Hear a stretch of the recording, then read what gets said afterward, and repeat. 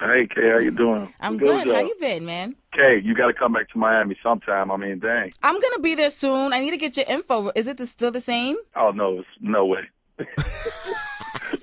Legally, you have to change phone numbers when you get a ring. Legally, you have to do that. Legally. Talk to us about this book that you are putting out right now. What inspired you to write this book about fatherhood? The reason I decided to write it because I know that, right now as kids in the world that's going through similar things that I went through when I was young.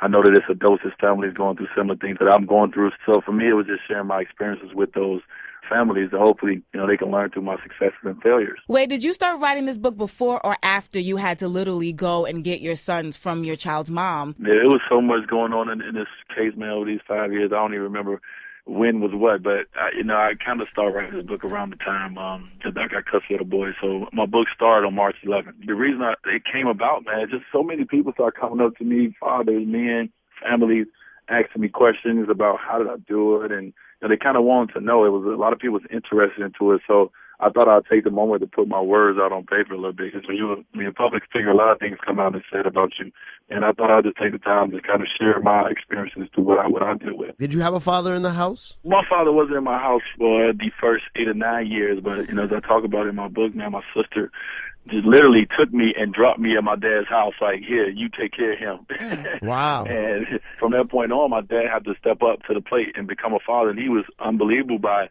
stepping up to the plate. We had a lot of challenges. It was not an easy childhood. My mother addicted to drugs, in and out of jail for most of my childhood life, and my dad, being real militant and being, addicted to alcohol and stuff.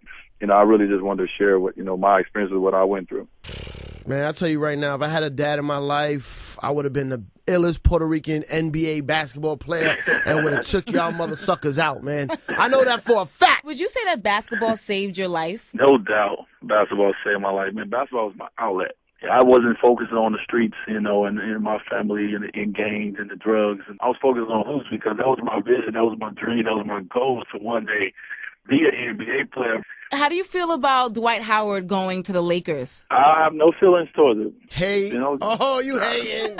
Hey, no. What you want me to do? You want me to say I'm happy or sad? I don't. To me, it's just it's great for the game, man. I will tell you right now, I'm the official bandwagon fan, and don't say that. Yes. Don't say that. I root for whoever's winning. That way, I never lose. It's true. It's so sad.